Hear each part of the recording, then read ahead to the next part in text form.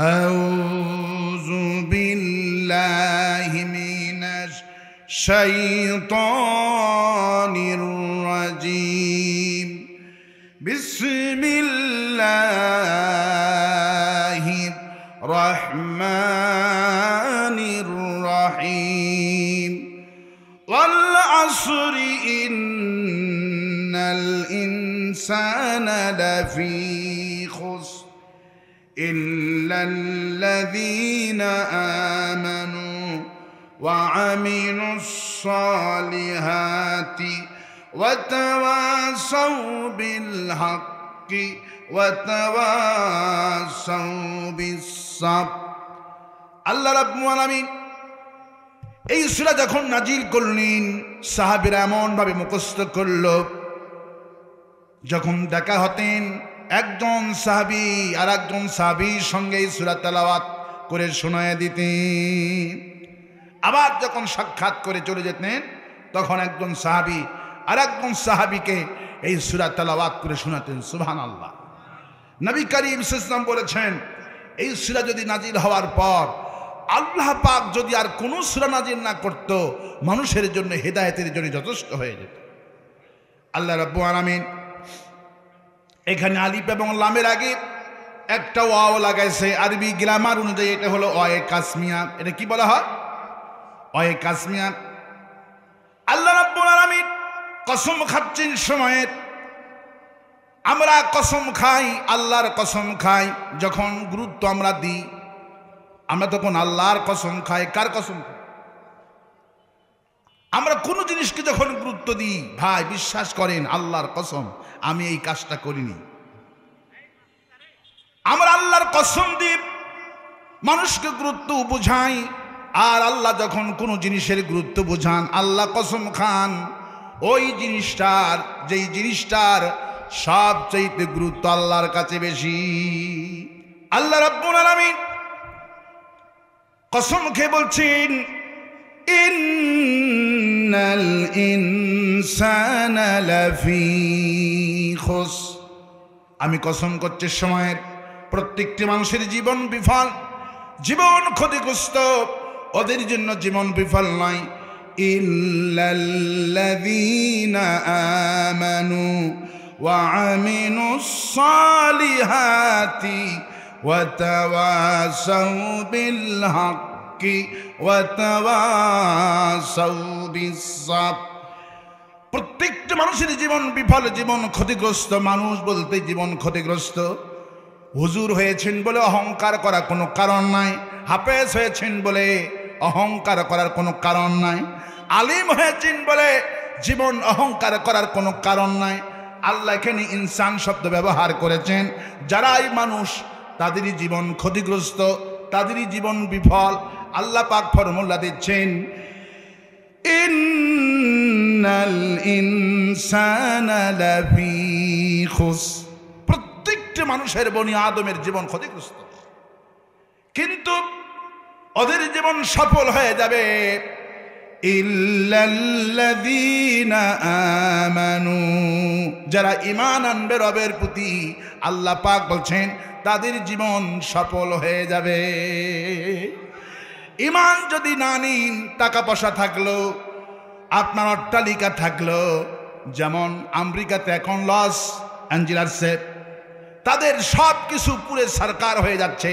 গতকালকে তারা আজান দেওয়া শুরু করেছে, দেখেন না ভিডিও? তারা আজান দিচ্ছেন। ক্যালিফোর্নিয়া লস অ্যাঞ্জেলেসে 150 কিলোমিটার আগুন আর আগুন, বাড়ি ঘরগুলি সব পুড়ে দিয়ে দিলেন। ওরা আমাদের টাকায় হাজার হাজার মিলিয়ন টাকা খরচ করে আমার ফিলিস্তিনকে জ্বালিয়ে দিয়েছে। আর আল্লাহ পাক বিনা টাকাতেই ওদের বাড়ি ঘরগুলি সব পুড়ে দিয়ে দিচ্ছেন। ওরা ঈমান যখন আনেনি, এখন গতকাল থেকে হুজুরদেরকে নিয়ে এসে আগুনের কাছে আজান দেওয়া শুরু করে দিয়েছেন। আমার ভাইয়েরা, আল্লাহ পাক বলছেন প্রত্যেকটি মানুষের জীবন বিফল, জীবন ক্ষতিগ্রস্ত। 4টি কাজ যদি করতে পারো বান্দারে, তোমাদের জীবনটা আমি আল্লাহ সফল করে দিব। প্রথম নম্বরে হলো ইল্লাল্লাযীনা আমানু। ঈমান যদি আনতে পারো, আর ঈমানের দাওয়াত সমস্ত নবীরাই দিয়েছেন। সব নবীর দাওয়াত ছিল ইমানের দাওয়াত। কিসের দাওয়াত ছিল? সব নবীরা দাওয়াত দিয়েছেন ইয়া কওমি ইবুদুল্লাহ মা লাকুম মিন ইলাহিন গায়রু। হে আমার জাতি, এসো এক আল্লাহর গোলামি করি। রাসূলুল্লাহ বলছেন ইয়া আইয়ুহান নাস কুলু লা ইলাহা ইল্লাল্লাহ তুফলিহু। হে মানব সকল, এসো গোলামি করি। কার গোলামি করব? লা ইলাহা ইল্লাল্লাহ, এমন একজনের কালেমা করি, এমন একজনের গোলামি করব যিনি ছাড়া কোনো আইনদাতা নাই, বিধানদাতা নাই, শাসনকর্তা নাই, ইল্লাল্লাহকে ছাড়া। আল্লাহ পাক সেই জন্য বলছেন ইমানের দাওয়াত মানুষের কাছে নিয়ে যাওয়ার জন্যে আল্লাহ পাক ডাইরেক্টলি মুসা ইসলামকে বলছেন ইজাহাব ইলা ফিরআউনা ইন্নাহু তাগা। হে মুসা, এই কালেমার দাওয়াত, ইমানের দাওয়াত সর্বপ্রথম নিয়ে যা ফিরআউনের দরবারে। কারণ ফিরআউন তাগুত হয়ে গেছে। তাগুত বলা হয় ওই শক্তিকে যে শুধু নিজেই আল্লাহর আইন অমান্য করে না, গোটা জাতিকে আল্লাহর আইন অমান্য করতে বাধ্য করে। যেমন 16টা বছর আমাদেরকে আল্লাহর আইন অমান্য করতে বাধ্য করেছে। রাসূল সাল্লাল্লাহু আলাইহি ওয়াসাল্লাম বলেছেন ঘরের মধ্যে যদি কোনো মূর্তি থাকে, কোনো ছবি থাকে, নামাজ হবে না। অথচ শেখ মুজিবের ছবি নিয়ে পকেটে নিয়ে নামাজ পড়তে হয়েছে। ঠিক কিনা বলে? আপনি কি ইচ্ছা করলেই টাকা ছিঁড়ে ফেলতে পারবেন? পারবেন না। কেন পারবেন না? এটা বাধ্য করেছে রাষ্ট্র। কি করেছে? আল্লাহর আইন অমান্য করতে বাধ্য। একে বলা হয় তাগুত। কি বলা হয়? হাসিনা শুধু নিজেই আল্লাহর আইন অমান্য করেছে তা নয়, গোটা জাতিকে আল্লাহর আইন অমান্য করতে বাধ্য করেছে। একে বলা হয় তাগুত। কি বলা হয়? ফিরআউন শুধু এই মাইক, এটা হরিণের আওয়াজ নাই কেন? আওয়াজ দিতে পারছে না কেন? হ্যাঁ আমার ভাইয়েরা, ফিরআউন আল্লাহ রাব্বুল আলামিন ফিরআউনের কাছে নবীজি মুসা আলাইহিস সালাম আল্লাহর হুকুমে রওনা করলেন কালিমার দাওয়াত দেওয়ার জন্য ফিরআউনের দরবারে। ফিরআউন শুনতে পেয়েছেন আমার কাছে আসতেছে মুসা আর হারুন, দুই ভাই। ইবনে কাসির রাহমাতুল্লাহ আলাইহি বললেন ফিরআউনের পার্লামেন্ট থেকে মূল দরজা পর্যন্ত 90টি দরজা ছিল নিরাপত্তার জন্য। এত ভয় কলজার মধ্যে, ওরা শুধু একটার পর একটা নিরাপত্তার বিষ্টনী চাদর দিয়েছে। 90টি দরজা পুলিশ দিয়া, সেনাবাহিনী দিয়ে পরিবেষ্টন করে দিয়েছে, নিরাপত্তার চাদর দিয়েছেন। তারপরে মূল পার্লামেন্ট। মুসা আলাইহিস সালাম রওনা করলেন আল্লাহর হুকুমে, ইমানের দাওয়াত নিয়ে যাচ্ছেন ফিরআউনের দরবারে। যে দেখে দরজা বন্ধ, পুলিশ পাহারায়। আল্লাহ পাকের কাছে অর্ডার করলেন হায় আল্লাহ রাব্বুল আলামিন, আমি কিভাবে দাওয়াত দিব? দরজা তো বন্ধ করা হয়েছে। আল্লাহ পাক বলে মুসা রে ভয় পেও না, আমি যেহেতু পাঠাইছি আমি তোমাকে তার কাছে পাঠাই ছাড়ব। ওয়ামা তিলকা বিয়ামিনিকা ইয়া মুসা। মুসা তোমার হাতে কি? লাঠি, বাড়ি মারো। একটা বাড়ি মারলেন দরজায়। আব্বাস রাদিয়াল্লাহু তাআলা বললেন একটা বাড়ির ধাক্কায় 90টি দরজার সব খুলে গেল। মুসা আলাইহিস সালাম পার্লামেন্টের সামনে চলে গেলেন। 990 জন পার্লামেন্ট সদস্য, তারা মিটিং করছেন। আর মুসা আলাইহিস সালাম সেই মুহূর্তে চলে গেলেন যে ঘোষণা করতেছেন লা ইলাহা ইল্লাল্লাহ। বলেন লা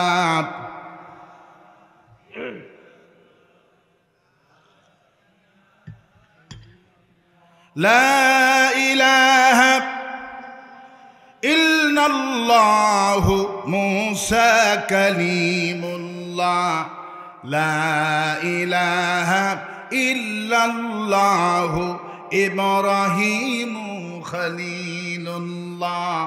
লা ইলাহা ইল্লাল্লাহ ঈসা রুহুল্লাহ লা ইলাহা ইল্লাল্লাহু মুহাম্মাদুর রাসূলুল্লাহ। সব নবীর দাওয়াত ছিল একটি কালেমা। যখন ফিরআউন বলল মালিমতু লাকুম মিন ইলাহিন গায়রি, আমি তো জানি না আমি ছাড়া কোনো ইলাহ আছে, মুসাকে হুমকি দিয়ে বললেন লা আজআলান্নাকা মিনাল মাসজুনিন, আমি ছাড়া তো কোনো ইলাহ নাই, আমি ছাড়া তো কোনো দেশে কোনো খোদা নাই, রব নাই, কেউ নাই। যদি আর একবার যদি আমি আমার ছাড়া কোনো ইলাহার দাওয়াত দাও, লা আজআলান্নাকা মিনাল মাসজুনিন, আমি তোমাকে জেলখানার ভাত খাওয়াবো, জেলের মধ্যে বন্দি করব। ফিরআউন যেভাবে হুমকি দিয়েছে মূসা আলাইহিস সালামকে, 16টা বছর ফিরআউনের খালাতো বোন আমাদেরকে একই হুমকি দিয়েছে, একই হুমকি দিয়েছে। বিএমপিদেরকে হুমকি দিয়েছে, আমাদেরকে হুমকি দিয়েছে। বিএমপিদের নাম যদি এই পোস্টালে থাকতো মাহফিলে আসতে দিত না, আর জামাত ইসলামী হলে তো কোনো কথাই নাই, ঠিক কিনা বলে? 16টা বছর আমাদেরকে জ্বালাইছে, একই হুমকি দিয়েছে, খেলা হবে, কি হবে? এই কথা কিন্তু ফিরআউনের কথা। কার কথা? বুখারী শরীফ এসেছেন, এই ডায়লগটা ছিল ফিরআউনের ডায়লগ। একটু পরে সে কাহিনী আসতেছে আমার ভাইয়েরা। মূসা আলাইহিস সালাম বললেন তুমি আমাকে জেলের ভয় দেখায়া এই বিপ্লবী কালেমার পথ থেকে কখনোই তুমি আমাকে সরাইতে পারবা না, কারণ আমি তোমার হুমকি দুমকিতে ভয় পাই না, ভয় পাই কাকে? ফিরআউনের পার্লামেন্ট বললেন আচ্ছা তুমি যদি নবী হও তোমার কাছে প্রমাণ কি আছে? তুমি যে নবী প্রমাণটা কি? আল্লাহ পাক বলে মূসা রে প্রমাণ দেখতে চাই। মন্ত্রীদের সামনে, ফিরআউনের সামনে, ওয়ামা তিলকা বিয়ামিনিকা ইয়া মূসা, হাতের লাঠি ফেলে দাও। মূসা আলাইহিস সালাম হাতের লাঠি ফেলে দিয়ে দিলেন, সঙ্গে সঙ্গে হিয়া হাইয়াতুন তাসআ, অমনি 50 গজ লম্বা সাপ হয়ে গেল। লাঠি ফলাইলো, লাঠি সাপ হয়ে গেছে। আল্লাহু আকবার বলে। এটা সেই নবীর মুজিজা। কার মুজিজা ছিল এটা? প্রত্যেকটি নবীকে আল্লাহ মুজিজা দান করেছিলেন। মূসা আলাইহিস সালামকে আল্লাহ এই মুজিজা দান করেছিলেন, লাঠি ফেলালে সাপ হয়ে যায়। নবীটা কবরে চলে গেলেন, মুজিজাটা কবরে চলে গেল। সুলাইমান ইসলামকে আল্লাহ এমন মুজিজা দান করলেন, গোটা পৃথিবীতে ইঞ্জিলবিহীন বিমানের কোনো আমাদের কত কি টিকিট কাটতে হয়, পাইলট রাখতে হয়, কিন্তু সুলাইমান ইসলামকে আল্লাহ একটা তক্তা দান করেছিলেন, ছোট্ট একটা তক্তা। সফর সঙ্গী যতগুলি সুলাইমান নবীর সঙ্গী থাকতো, যদি 10,000 লোক থাকতেন, এই ছোট্ট তক্তাটা 10,000 মানুষকে বহন করার জন্য প্রশস্ত হয়ে যেত। এবং শেষ দিন যিনি উনি ভ্রমণ করেন, তার উম্মতের সংখ্যা দাঁড়িয়েছিল 3.5 লক্ষ। সবাই বলল আমরা এই ভ্রমণ করতে চাই। 3.5 লক্ষ মানুষকে এই তক্তা, ইবনে কাসির বললেন 3.5 লক্ষ মানুষকে এই তক্তা আকাশে উড়োল দিয়ে গোটা পৃথিবীর মানুষকে ভ্রমণ করেছে। আল্লাহ আমার ভাইয়েরা, মূসা আলাইহিস সালাম জাদুকর বলল তুমি আগে খেলা দেখাবা না আমরা আগে খেলা দেখাবো? মূসা আলাইহিস সালাম বললেন আমরা তো আগে কখনোই খেলা দেখাবো না, আমরা আক্রান্ত হলে প্রতিহত করবো, আগে তো আমরা হামলা কিছুই চালাবো না। ফিরআউনের 70 জন জাদুকর রশিকে সাপ বানায় ছেড়ে দিল। মূসার দিকে যখন ছুটে যায়, মূসার উম্মতেরা ভয়ে পেয়ে গেল, আরে আমরা কিন্তু ধরা পড়ে গেলাম। ওই যে বাঘ হয়ে আসছেন, ওই যে কুকুর হয়ে আসছেন, তারপরে আপনার সিংহ হয়ে আসতেছে। দড়িগুলিকে জাদুকররা নানানভাবে জাদু করে ছেড়ে দিচ্ছেন মূসার দিকে। আল্লাহ পাক বলে মূসা রে ভয় পেও না, ওয়ামা তিলকা বিয়ামিনিকা ইয়া মূসা, হাতের লাঠি ছেড়ে দাও। লাঠি যখনই ফেলে দিয়ে দিলেন, হিয়া হাইয়াতুন তাসআ, অমনি বিশাল বড় সাপ হয়ে গেল। আর জাদুকরদের যতগুলি আপনার বানানো বাঘ, সিংহ আর কুকুর বাঁদর যা ছিল মুসা আলাইহিস সালামের লাঠি বারাকা সাপের মধ্যে সব চলে গেল। জাদুকররা তিনটার দিকে সুজদাও তারা সেজদায় পড়ে গেল। তারা বলল আমাদেরটা তো জাদু, কিন্তু মুসারটা জাদু না। দুপুর বেলায় খেয়ে দে 1 ঘন্টা খেলা দেখালো, 3টার দিকে ঈমান আনলেন। তারা ঘোষণা করলেন লা ইলাহা ইল্লাল্লাহু মুসা কালিমুল্লাহ। ঈমান যখন আনলেন, ফিরআউন বলে উঠল বুঝতেই পেরেছি তোমরা আমার বিরুদ্ধে ষড়যন্ত্র করেছো, তোমরা তো মুসারই লোক। তোমরা কি জানো তোমাদেরকে আমি বিপরীত দিক থেকে হাত আর পাও কেটে ফেলে দিব। জাদুঘরদের মাগরিবের আগে হাত পা কাটা শুরু হয়ে গেল। আল্লাহ পাক বলছেন ঈমানটা বড় কঠিন জিনিস।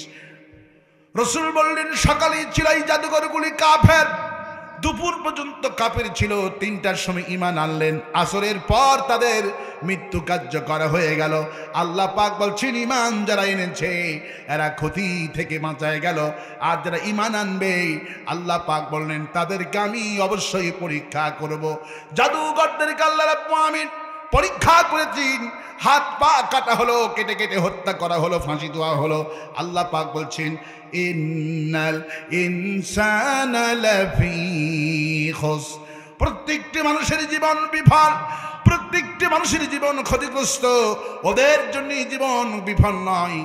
ইল্লাল্লাযীনা আমানু, ঈমান যদি কেউ আনতে পারে আল্লাহ পাক বলছেন তাদের জীবনটা সফল হয়ে যাবে। ঈমানদার লোকের কখনো ব্যর্থ নাই।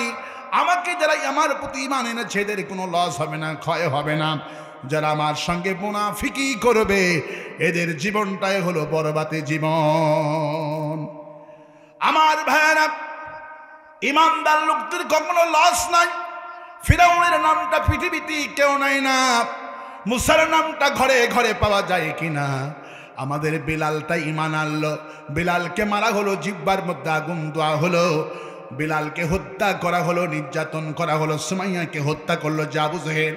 আল্লাহ পাক বলতে হাবিব আমার সুমাইয়াকে আবু জেহেল হত্যা করলো ঈমানের কারণে, আমি সুমাইয়ার নামটা শোনার করে কিয়ামত পর্যন্ত মুসলমানদের কলিজার মধ্যে দিয়ে দিলাম।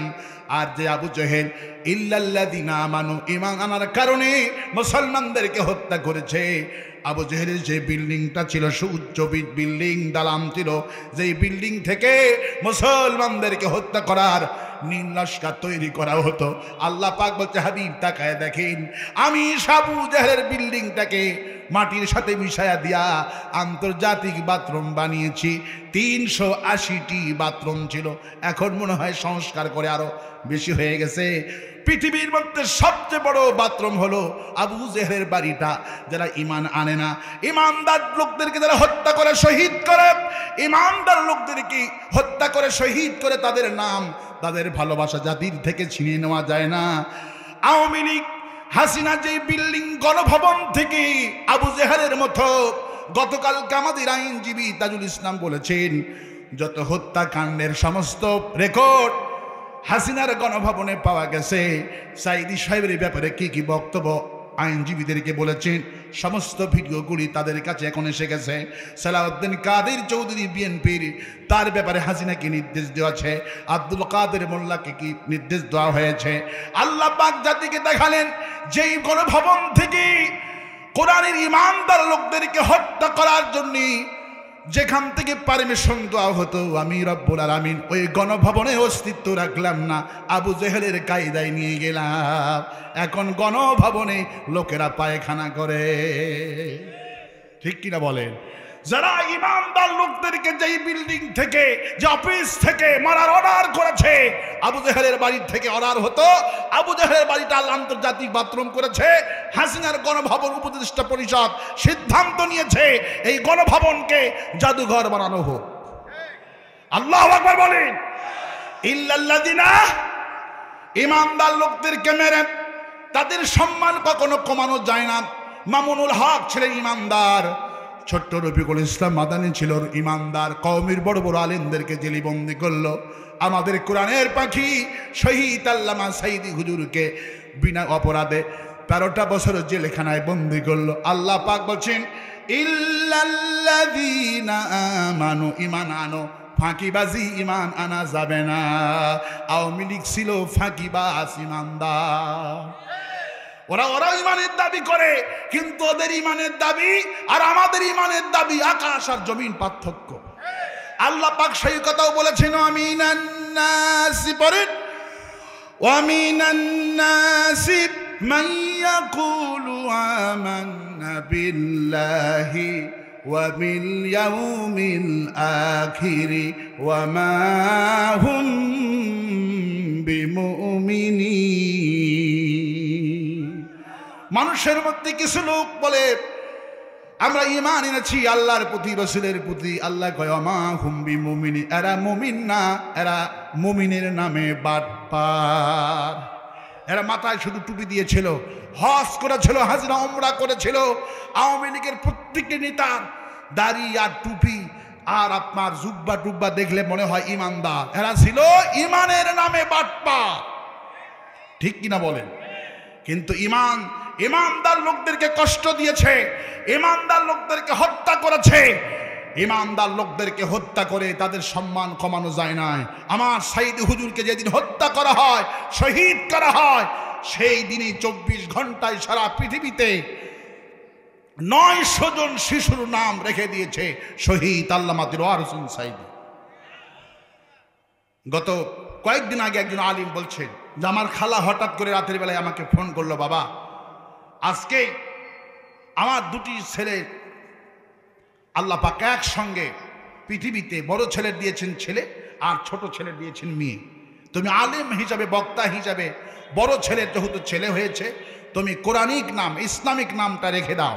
তখন সে আলিম বক্তা বলছে, আমি খালার কথা শুনে বললাম, খালা আমি ছেলে সন্তানের নামটা রেখে দিচ্ছি, আমি খুব পছন্দ করি একটা নাম, দেখেন তো আপনার পছন্দ হয় নাকি?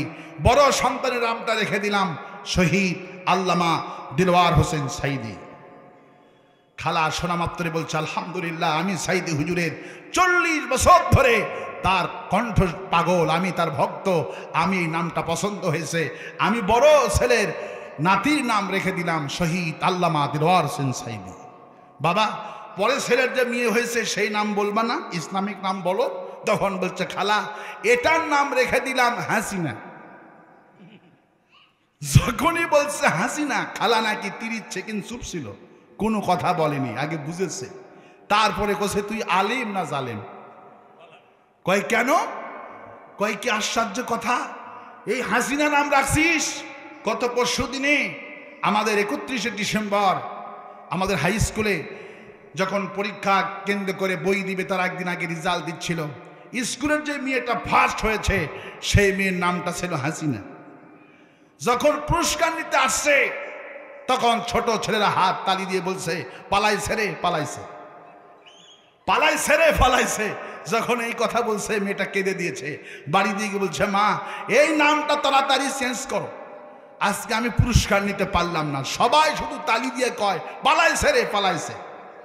হাসিনা মা এই নামটা চেঞ্জ করো, আমার নাম রেখে দাও খাদিজা। সুবহানাল্লাহ। কারণ অভিশপ্ত নাম রাখা যাবে না, কারণ হাসিনা ছিল অভিশপ্ত। ক্বাল রাসূলুল্লাহি সাল্লাল্লাহু আলাইহি সাল্লাম ফাইন্নাজ যুলমা যুলমাতু ইয়াউমাল কিয়ামা। রাসূল করিম সাল্লাল্লাহু আলাইহি ওয়াসাল্লাম বলছেন যারা জুলুম করে, নির্যাতন করে, এরা দুনিয়ায় অপমানিত হয় আর আখিরাতে তাদেরকে অন্ধকার পরিবেষ্টন করে। দুনিয়া অপমানিত। আওয়ামী লীগের কোনো বেটির নাম হাসিনা রাখে না, কারণ ওরা জানে এর কাছে কি আছে, ঠিক কিনা?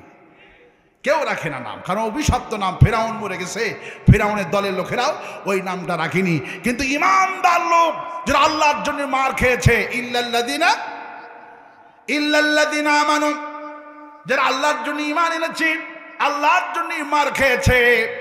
বেলাল আল্লাহর জন্য মার খালিন, বেলালের সম্মানটা কমলো না বাড়লো? খাব্বাব মার খেলো, খাব্বাবের সম্মান কমলো না বাড়লো? যারা আল্লাহর জন্য মার খেয়েছেন তাদের সম্মান কমে নাই। আল্লাহ পাক বলছেন এদেরকে মানে কেন? ইন্নাল ইনসানা লাফি খুসর, প্রত্যেকটি মানুষের জীবন বিফল, জীবন ক্ষতিগ্রস্ত। প্রথম পুঁজি হলো ইল্লাল্লাযীনা আমানু, ঈমান যদি আনতে পারো আমি ক্ষতি থেকে তোমাদের বাঁচাইয়া দিব। ঈমান আনতে হবে কার প্রতি? ঈমানদার লোকদেরকে আল্লাহ কিভাবে বাঁচায়? নূহ আলাইহিস সালাম যখন ঈমানের দাওয়াত দিলেন, নূহুর দাওয়াত শুনে 900 জন লোক, 80 জন মানুষ ঈমান আনলেন। 900 বছরের ধরে দাওয়াত দেওয়ার পর 80 জন মানুষ যখন ঈমান আনলেন, তার মধ্যে একটা বুড়ি ছিল। বুড়ির স্বামীটা মারা গেছে, সন্তানাদি কেউ নাই। বলল, বুড়ি আমি তোমাকে দাওয়াত দিলাম, তুমি যখন ঈমান আনলা, আল্লাহ আমাকে হুকুম করেছেন নৌকা বানাইতে বলেছেন, আমি নৌকা বানালাম। এই নৌকা যখন পানি উঠে যাবে, আমি তোমাকে পানি ওঠার আগেই তোমাকে আমি নৌকায় আহরণ করাবো। কিন্তু যেদিন পানি উঠে গেল, নূহ আলাইহিস সালাম 80 জন ঈমানদার লোকদেরকে নিয়ে নৌকার মধ্যে রওনা করলেন। 2 দিন যাওয়ার পর নূহ আলাইহিস সালামের মনে পড়ে গেছে, আরে ওই যে বুড়ি আমার প্রতি ঈমান আনলো, আল্লাহর প্রতি ঈমান আনলো, আমি তো তাকে তোলার কথা ভুলে গেছি, আমি তো তাকে নৌকায় তুলতে পারলাম না। 40 দিন 40 শ্বাস পানির মধ্যে গোটা দুনিয়া ডুবইতে ছিলেন, এমনকি কাবা ঘরও ছিলেন। আল্লাহ রাসূল সাল্লাল্লাহু আলাইহি ওয়াসাল্লাম যখন এই কথা বর্ণনা করতেছিলেন, 40 দিন 40 রাত কাবা ঘরটা পানির মধ্যে ছিল। সাহাবীরা জিজ্ঞেস করে, রাসূলুল্লাহ কাবা ঘরে কি তখন তোয়াফ হয়েছে নাকি? সঙ্গে সঙ্গে আল্লাহ রাব্বুল আলামিন ফেরেশতা পাঠিয়ে দিলেন, যাও আমার হাবিবের কানে কানে বলো, যখন কাবা ঘরটা পানির মধ্যে ছিল নূহ নবীর প্লাবনে, তখন 40 দিন 40 রাত একটা সেকেন্ডের জন্য কাবা ঘর তোয়াফ আমি আল্লাহ বন্ধ করে দেইনি। আমি মাছেরকে অর্ডার করলাম, পানির মধ্যে যত প্রাণী ছিল, ব্যাং, সাপ আর মাছেরা, আল্লাহ পাক অর্ডার করলেন মাছেরা, ব্যাঙ্গেরা, সাপেরা 40 দিন 40 রাত পানি থাকবে, তোমরা লাব্বাইক লাব্বাইক বলে আমার কাবাকে তোয়াফ করতে থাকো। 40 দিন 40 রাত মুসলিম শরীফের হাদিস এসেছেন, মাছ আর সাপেরা, ব্যাঙ্গেরা 40 দিন আল্লাহর তোয়াফ করেছে কাবা ঘর। একটা সেকেন্ডের জন্য এই কাবা ঘর তোয়াফ থেকে কখনো বিরত থাকে না। কোন সুবহানাল্লাহ। নূহ আলাইহিস সালাম 40 দিন পর যখন বাড়িতে আসলেন, ওই বুড়ি যেটা ঈমান আনছিলেন, বুড়ির বাড়ি দেখতে গেলেন, বুড়িটা লাশটা পাওয়া যায় নাকি। যখন নূহ আলাইহিস সালাম বুড়ির বাড়ির কাছে গিয়ে ডাক দিলেন, বুড়ির বাড়িটা যেমন বাড়ি তেমনই আছে। বুড়ি বের হয়ে বলে, বাবা নূহ, আজ থেকে 40 দিন আগে তুমি আমাকে বলে গেলা বুড়িমা বন্যা আসবে, তোমাকে আমি নৌকায় তুলবো। বাবারে 40 দিন ডাকা হলো না, বন্যার কথা কি আমাকে খবর দিতে এসেছো নাকি? বন্যা কবে হবে এই কথা খবর দেওয়ার জন্য আমার কাছে আজকে এসেছো নাকি? নূহ আলাইহিস সালাম একটা সেকেন্ড দেরি করেননি, যে অবস্থায় ছিলেন সেই অবস্থায় বালুর মধ্যে সেজদায় পড়ে গেল আর বলে, রব্বুল আলামিন, গোটা দুনিয়া প্লাবনে কাবা ঘর পর্যন্ত পানির মধ্যে ছিল, আর বুড়ি আমাকে কি কথা শুনালো? বুড়ির বাড়ি ঘর নষ্ট হয়নি, বুড়িটাও মারা যায়নি। বুড়ি বলতেছে, বন্যা কবে হবে তুমি কি আমাকে খবর দেওয়ার জন্য এসেছো নাকি? আল্লাহ পাক বলেন, নূহরে ইল্লাল্লাযীনা আমানু, ঈমানদার লোকদেরকে আমি বাঁচাবো, এটা আমার ওয়াদা। তুমি তোমার উম্মতকে ভুলে গেছো, আমি ঈমানদার বুড়িটারে ভুলে যাই নাই। যদি কোনো মানুষ ঈমানদার হয়, আল্লাহকে ডাকি। ইউনূস আলাইহিস সালাম মাছের পেটের মধ্যে 40 দিন থাকলেন, কাকে ডাক মেরেছেন?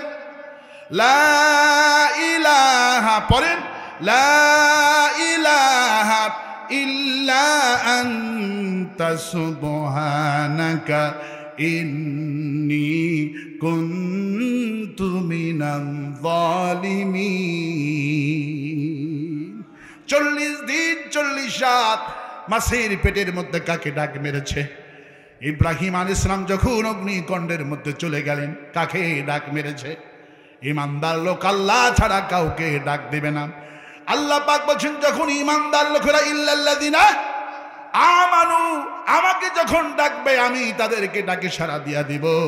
ইব্রাহিম আলাইহিস সালামের হাত বাঁধা হলো, পা বাঁধা হলো, অগ্নিকুণ্ডের মধ্যে যখন ফলানো হচ্ছে, জিবরাইল আমিন হাজির, আমার কাছে সাহায্য চান, আমি সবগুলি আগুন নিবাইয়া দেব। ইব্রাহিম বললেন, ভাই জিব্রাইল, আমি যদি তো এমন কোন অন্ধ আল্লাহর ইবাদত করি না যে আমার দুঃখ তিনি দেখছেন না। যখন হাত পা বেঁধে আমার জাতির পিতাকে অগ্নিকুণ্ডের মধ্যে ফেলানো হলো, অমনি আল্লাহ রাব্বুল আলামিন আগুনের প্রতি নোটিশটা করে দিলেন, কুল্না ইয়া নারু কুনি বারদাও ওয়া সালামান আলা ইব্রাহিম। হে আগুন, আমার ইব্রাহিমের জন্য সালামান আলা ইব্রাহিম, আমার ইব্রাহিমের জন্য আরামদায়ক নিরাপত্তারা ঠান্ডা হয়ে যা। ইবনে কাসির বললেন, যদি ঠান্ডার কথা বলতো বরফ হয়ে যেত, কারণ ফ্রিজের মধ্যে দুইটা ভাগ আছে, একটা হলো নরমাল আর একটা হলো ডিপ। একটা নরমাল, একটা হলো ডিপ। যদি ডিবের মতো ঠান্ডা হয়ে যেত, জমে যেত, মারা যেতেন। কিন্তু সালামান শব্দ ব্যবহার করেছে, আরামদায়ক, শান্তিদায়ক, ঠান্ডা হয়ে যা। ইমানদার লোকদেরকে যুগে যুগে কে বাঁচিয়েছেন? কে বাঁচিয়েছেন? আমরা 16 বছরের জুলুমে ছিলাম, 16 বছর পর 5ই আগস্ট আমাদেরকে কে বাঁচিয়েছেন? আল্লাহ পাক অন্যত্র বলছেন, আমার রামাইতা ইজ রামাইতা ওয়ালাকিন্নাল্লাহ রামা। আমার ভাইরা, অস্ত্র দিয়ে কখনো বিজয় লাভ হয় নাই। মুসলমানরা বিজয় লাভ করেছে ইমান দে, ইল্লাল্লাযিনা আমানু। ইমান যদি তোমার আনতে পারো, আমি আল্লাহ তোমাদের বিজয় দিব। মাত্র 313 জন সাহাবী ইমানের কারণে জয়ী করে দিয়েছি। বিশ্বনবী ইসলামিক আসরের সময় আল্লাহ পাক বলছেন, এক মুষ্টি বালু হাতে নাও, নিক্ষেপ করে দাও কাফেরদের মধ্যখানে। রাসূলুল্লাহ সাল্লাল্লাহু আলাইহি ওয়াসাল্লাম একটা মুষ্টি বালু নিলেন, নিক্ষেপ করে দিলেন। কাফেরদের চোখের মধ্যে বালুগুলি ঢুকে গেল। 70 জন কাফের মারা গেলেন, 70 জন কাফের বন্দী হয়ে গেল।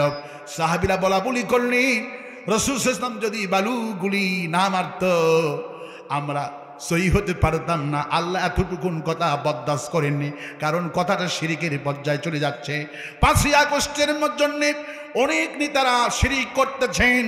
কেউ বলতেছেন আমরা বিজয়ের জন্য আমরা প্রাণপণ লড়াই করেছি, আমরা বিজয়ী করেছি। আসলে এই বিজয়ের সম্পূর্ণ চাবিকাঠি আর সাজিম থেকে নড়া হয়েছে।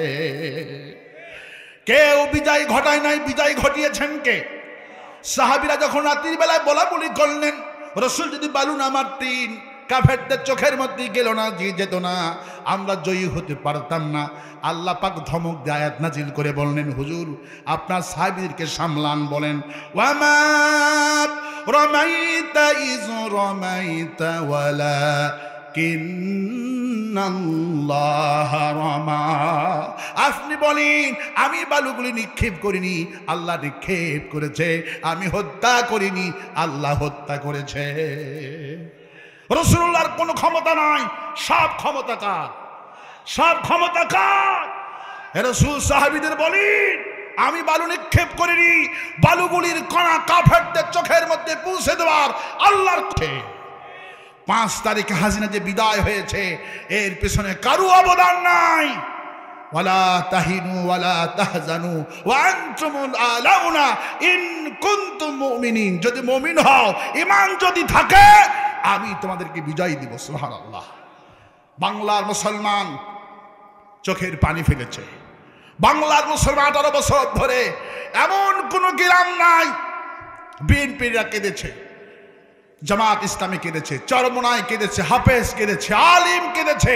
হয় রক্ত ঝরেছে, না হয় প্রশাসন আওয়ামী লীগের জুলুমে চোখের পানি। এমন কোন রাস্তা পাবেন না, এমন কোন জমিন পাবেন না যেখানে মুসলমানদের চোখের পানি জুলুমে ঝরেনি। চোখের পানি ঝরেছে।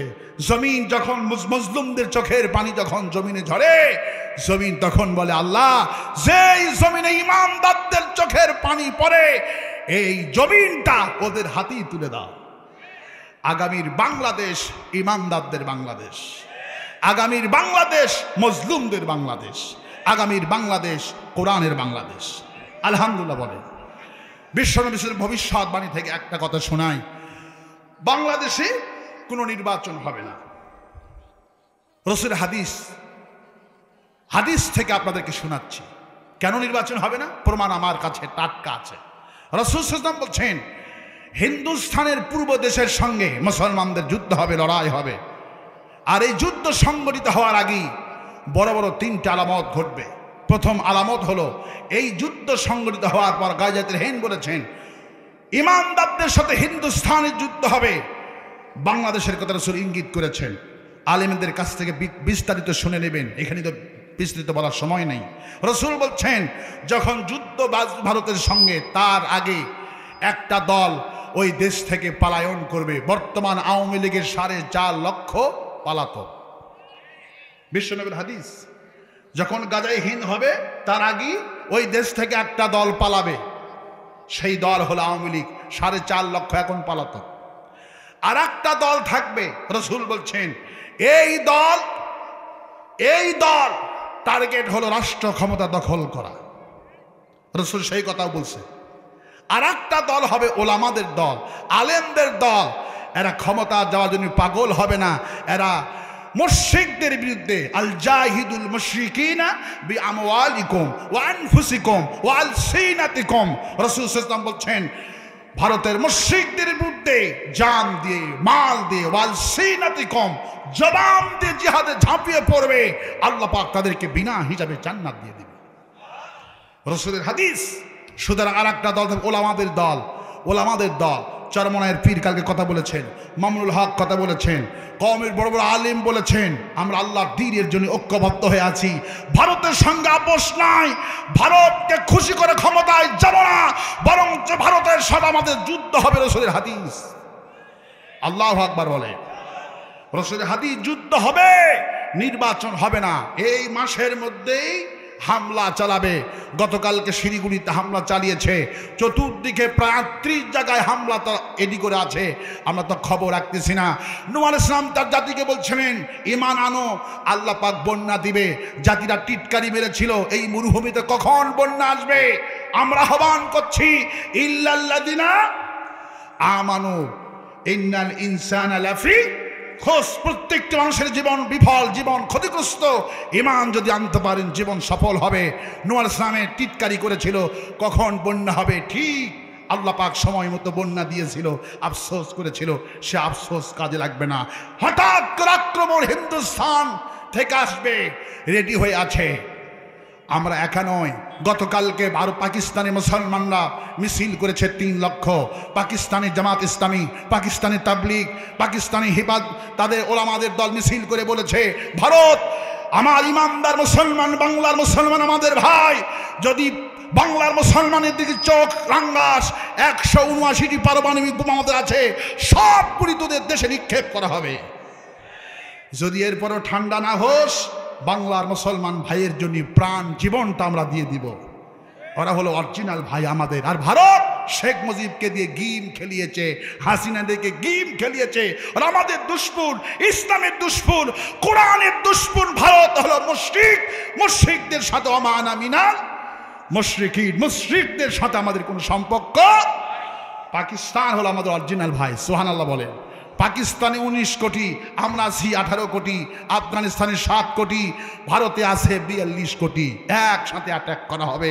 ভারতের লাল কিল্লায় ইমানের দাওয়াত দিয়ে কালেমার পতাকা উড়াইয়ে ছাড়বো ইনশাআল্লাহ। রাসূল বলছেন এই যুদ্ধে মুসলমান জয়ী হবে। কারা জয়ী হবে? আসল খেলায় মুসলমান জয়ী হবে। সুবহানাল্লাহ বলেন। অনেক কথা আছে যুদ্ধ নিয়ে, দিন শেষ হয়ে যাবে বলা সম্ভব নয়। সুতরাং ঈমান আনতে হবে। তা ঈমানদার লোকেরা নামাজ পড়বো কার জন্যে? রোজা করবো কার জন্যে? হজ করবো কার জন্যে? যাকাত দিব কার জন্যে? বউকে পিটাবো কার জন্যে? বউ পিটাবেন? খবরদার বউ পিটাবেন না। রাসূল বলছেন ঈমানদার লোক কখনো বউ পিটতে পারে না। খায়রুন নাসি আহলিহি, ওই পুরুষ ভালো পুরুষ, যেই পুরুষ তার বিবির কাছে ভালো হয়ে যায়। কোন বলে নবী করিম সাল্লাল্লাহু আলাইহি ওয়াসাল্লাম বললেন আমি আমার বিবিদের কাছে সর্বোত্তম ব্যক্তি। মা আয়েশা বললেন 9 বছর বয়সে বিশ্বনবী সাল্লাল্লাহু আলাইহি ওয়াসাল্লামের ঘরে আমি গেলাম, হাফ গিলাস দুধ ছাড়া কিছুই পাইলাম না। কিন্তু বিশ্বনবী সাল্লাল্লাহু আলাইহি ওয়াসাল্লামের ঘরের দিকে তাকায় দেখি পুরা ঘরটা বিশ্বনবী আমার জন্য ভালোবাসা দিয়ে ভরে রেখে দিয়েছে। আমি ভালোবাসি তোমাকে, তুমি ভালোবাসো আমাকে, আমাদের দুজনের ভালোবাসা আল্লাহ যেন দেয় জান্নাতে। বলি আমি। স্বামী স্ত্রীর ভালোবাসা দুনিয়া শেষ হবে না। রসুল বলছেন ৭২ জন হুরের নেতাগিরি করবে এই দুনিয়ার বিবি। সুবহানাল্লাহ বলে। সে আল্লাহ পাক বলছেন ইমানদারা এনেতে শোনো, ইল্লাল্লাযিনা আমানু, ইমানের যারা ঘোষণা দাও, খবরদার তোমার থেকে তোমার বিবি কখনো মুখ দ্বারা আক্রান্ত হবে না, হাতের দ্বারা আক্রান্ত হবে না, তোমার প্রতিবেশীর দ্বারাই কখনো তুমি ইমানদারের হাত থেকে কখনো আক্রান্ত হবে না। রসুল বলছেন ওই ব্যক্তি জান্নাতি যে পেট ভরে খেয়ে ঘুমালো আর তার প্রতিবেশী খোঁজ খবর নিয়ে ঘুমালো, ওই প্রতিবেশী জান্নাতি। আবার ওই ব্যক্তি জাহান্নামী ৫ ওয়াক্ত নামাজ পড়লো, তার প্রতিবেশী তার থেকে নিরাপদ নয়। মুখের দ্বারাই কষ্ট দেয়, হাতের দ্বারাই কষ্ট দেয়, নামাজ রোজার কোনো দাম হবে না। আল্লাহ পাক তার সমস্ত আমল বিনষ্ট করে দিয়ে জাহান্নাম দিয়ে দিবে। সেই ইমানদার লোকদেরকে আল্লাহ বলছেন ওয়াশিরুহুন্না বিল মারুফ, তোমার বিবির সাথে ভালো আচরণ করো, কারণ বিবির সঙ্গে ভালো আচরণ করলে আমি আল্লাহ খুশি হয়ে যাব। বিবির সাথে ভালো আচরণ করাটা আল্লাহ পাক ফরজ করে দিয়েছে। সুবহানাল্লাহ। বিবির সাথে ব্যবহার করা ফরজ। ওয়াশিরুহুন্না বিল মারুফ, বিবির সাথে ভালো ব্যবহার করা আমি আল্লাহ ফরজ করে দিয়েছি। সুতরাং বিবির সাথে যারা তালাক কথা বলে, মারিন, খবরদার, আল্লাহ পাক হারাম করে দিয়েছেন। আল্লাহ পাক বলছেন ওয়া জাআলা বাইনাকুম মাওয়াদ্দাতাও ওয়া রাহমা, আমি পৃথিবীতে তোমার জন্য করুণার বাহন, ভালোবাসার বাহন, তোমার স্ত্রীকে তোমার জন্য ভালোবাসার স্থাপনা করে দিয়েছে। সুবহানাল্লাহ বলেন। আপনার মা আপনার জন্য বিবাহের পরে কয়দিন না খেয়েছিল আপনি না আসা পর্যন্ত, কিন্তু আপনার স্ত্রী আল্লাহ বলছেন মহব্বত, ভালোবাসা, প্রেম দিয়েছি তোমার জন্য, বড় কলিজাটা উজাড় করে থাকে তোমার বিবি। প্রশান্তি লাভ করো তাদের কাছে গেলে। সেই বিবিকে কিভাবে মারো? তুমি যখন রওনা করছো দিনাজপুর থেকে এখানে আসবো, ঢাকার থেকে রওনা করেছো, ঘন্টার পর ঘন্টা ফোন দিয়ে বিবিটা খবর নেয়। তোমার মা ঘুমায়, বাপ ঘুমায়, ভাই বোন স্বামীর কেউ খবর নেয় না, স্ত্রীটা একদিনে যত খবর নেয়। সুবহানাল্লাহ। বিবাহর পরে আল্লাহ পাক বলছেন তোমার স্ত্রী তোমার জন্য বড় করুণা। সুবহানাল্লাহ বলেন, বড় করুণা। কেন মারো? আল্লাহ পাকের হাবিব বলছেন, কোন আল্লাহ পাক অন্যত্র বলছে হুন্না লিবাসুল লাকুম ওয়া আনতুম লিবাসুল লাহুন্না, আমি স্ত্রীকে স্বামীর জন্য পোশাক বানায়া দিলাম, উভয়কে পোশাক বানায়া দিলাম। রাসূল বলেন পোশাকের যেমন পোশাক যেমন থাকে বুকের সাথে জড়ানো, ঠিক বিবিটাও থাকে বুকের সাথে জড়ানো। সুবহানাল্লাহ। একটু আওয়াজ দেন না। আপনাদের প্রবলেম কি? আওয়াজটা হয় না কেন? সেটা তো জানেন যে নয়েজ আসবে, প্রবলেম হবে, তাহলে তো ঠিক করতে হবে না? আমার দায়িত্ব ঠিক করা। দায়িত্ব এর কার? এখানে আওয়াজ আছে বলেন? এখানে কি কোনো শ্রুতিমধুর আছে আওয়াজের? এই আওয়াজে কি কথা বলা যায়? আপনি পারবেন কথা বলতে? এখানে হবে কেন বলেন? কথা বলবেন, কথা আওয়াজ মানুষের কানে লাগবে স্পষ্ট। এখানে তো মানুষ কেউ 1.5 ঘন্টা কথা বলতে এই মাইক তো পারবে না। আপনি এরকম মাইক কেন নিয়ে আসবেন? আপনি নিয়ে আসবেন যে বক্তা এবং শ্রোতা কথা যেন স্পষ্ট শুনতে পান। কিন্তু আপনি এমন মাইক নিয়ে আসছেন, আপনি আপনার মাইক আপনি বুঝবেন ভালো, কি আসে, নয়েজ আছে না ফয়েজ আছে, এগুলোকে বক্তাকে বলবেন কেন?